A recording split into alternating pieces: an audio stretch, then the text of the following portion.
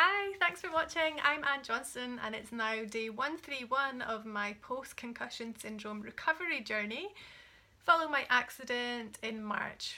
And today I've got some news for you about the appointment that I had with my doctor on Friday.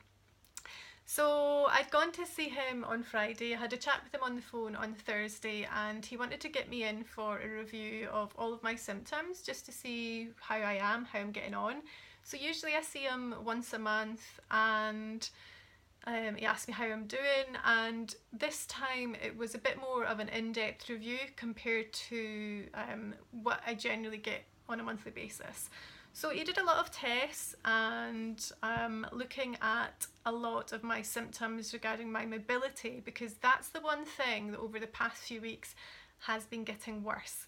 And I would say that for me anyway, it's been kind of difficult to see because when I'm seeing these changes in my legs and my walking ability, then I know that it's coming from my brain. And so all my other symptoms, whether it's memory, I can kind of, mask that a little by just maybe using other words when I can't find the words that I want to use. And there's strategies I can put in place to deal with things, but when I actually see my mobility getting worse, then it's just a little bit hard to deal with, because I know, like I said, I know that it's coming from my brain, and there are improvements in other areas, but with this it just seemed to, I don't know why things have got worse. They just have over the past few weeks. So the last time I saw him, a few weeks back, I did mention to him that I was having difficulty. I'd started stubbing my toes, and then since then I went to see him on Friday, and over those few weeks my legs have been, my feet have been stubbing on the ground. So when I'm trying to take steps, and particularly if I'm looking around me, it's like my feet will literally just drag along the ground. And even though I think to myself, like, to lift my legs higher, it doesn't make any difference, and I have to concentrate so hard on walking. So that's just been a little tricky, but I do know that I've got my brain injury clinic appointment coming up, so I kind of feel settled in the sense that that's coming. So I know that I'm going to get the help that I need. But he did a lot of tests anyway, just to look at my mobility, and there's some of the tests that he did that he would usually do while I'm lying down on the bed. He would maybe hold my legs in certain positions and see how I could react to them. If he was to hold my leg in one position, could I then, straighten it, or could I bend it? He would do that, with both legs. But this time he started off doing the exercises or the tests from a sort of having me in a seated position. One of the things I found difficult to do was just to be like sitting down on the edge of the bed and trying to push my legs in, like push my legs down onto the bed. I really, really struggled with that.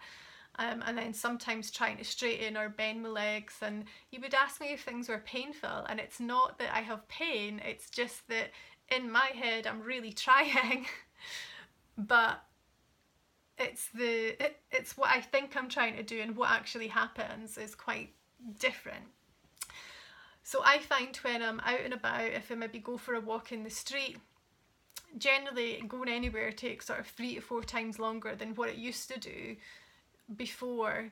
And maybe I'm going to film this one day so you can see how things are, but it's kind of like my legs, it's kind of maybe a bit like watching a deer that's just been born like a little Bambi that's a bit like wobbly. So that's the best way that I can describe it. It's like my knees kind of, when I'm walking, my knees kind of buckle a lot, or my legs sort of buckle at the knee, and it's worse when I'm going on any kind of slope, particularly downhill.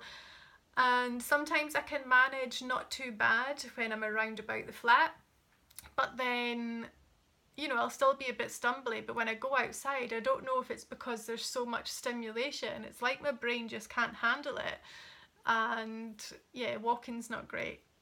So as a result of you know, obviously he noticed the change between how I was the few weeks before I'd seen him and then the appointment on Friday. So as a precaution, he's sending me for a CT scan of my head, just to double check, just have a look at what's going on and make sure that there isn't a small bleed on the brain. Because sometimes when you have post-concussion syndrome, sometimes things can develop later on. And I did have a CT scan when I was in hospital, when I was over there for a couple of nights when the accident happened. I did have a CT scan, but I didn't ever know what the scan was, whether it was a CT or an MRI, because I was on a lot of painkillers and I was in a lot of pain, and I was just getting wheeled about and just doing what I was told, and I wasn't really